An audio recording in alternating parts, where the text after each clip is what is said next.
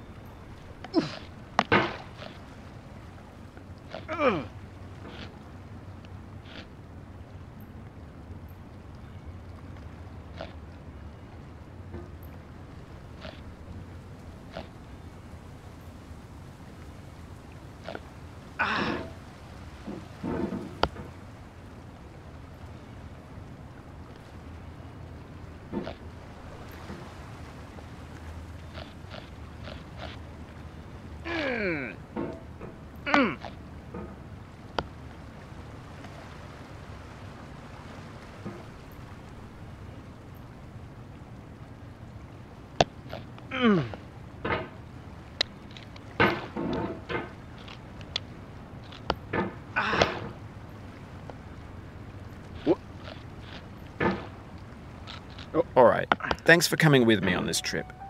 I'll understand if you have to take a break at any point. Just find a safe place to stop and quit the game. Don't worry, I'll save your progress, always. Even your mistakes. This game is a homage to a free game that came out in 2002, titled Sexy Hiking. The author of that game was Jazzuo, a mysterious Czech designer who was known at the time as the father of B games. And B games are rough assemblages of found objects. Designers slap them together very quickly and freely, and they're often too rough and unfriendly to gain much of a following. They're built more for the joy of building them than as polished products.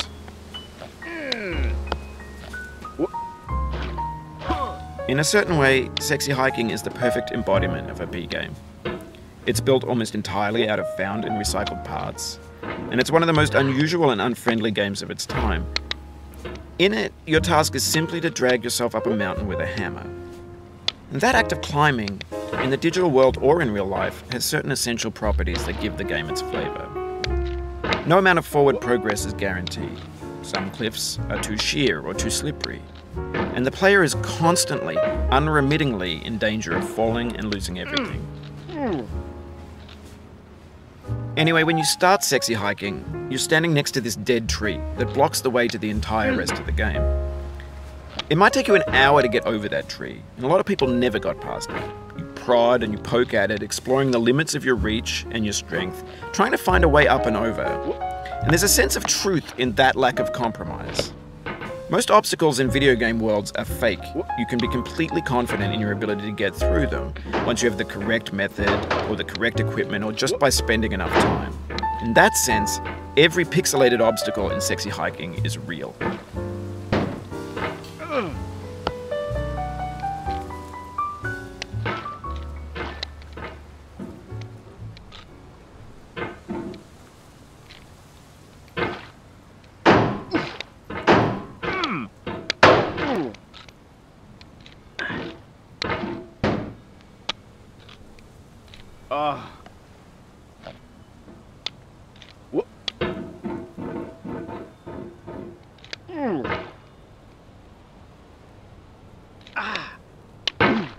Oh, you just lost a lot of progress. That's a deep frustration, a real punch in the gut.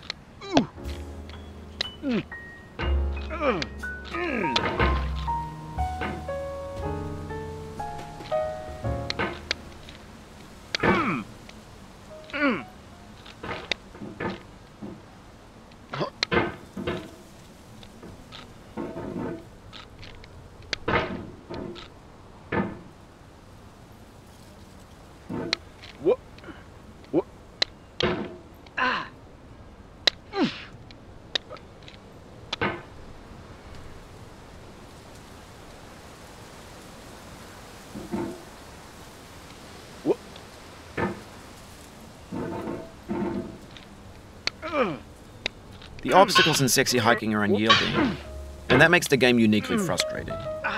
But I'm not sure Jazzuo intended to make a frustrating game. The frustration is just essential to the act of climbing, and it's authentic to the process of building a game about climbing. A funny thing happened to me as I was building this mountain. I'd have an idea for a new obstacle, and I'd build it, test it, and it would usually turn out to be unreasonably hard. But I couldn't bring myself to make it easier. It already felt like my inability to get past a new obstacle was my fault as a player rather than as a builder. Imaginary mountains build themselves from our efforts to climb them, and it's our repeated attempts to reach the summit that turns those mountains into something real.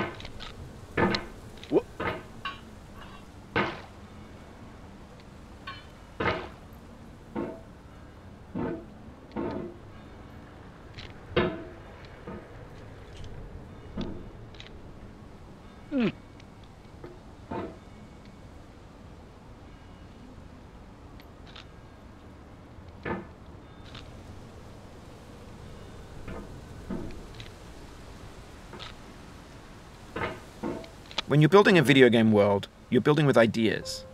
And that can be like working with quickset cement. You mold your ideas into a certain shape that can be played with. And in the process of playing with them, they begin to harden and set until they're immutable, like rock. And at that point, you can't change the world. Not without breaking it into pieces and starting fresh with new ideas.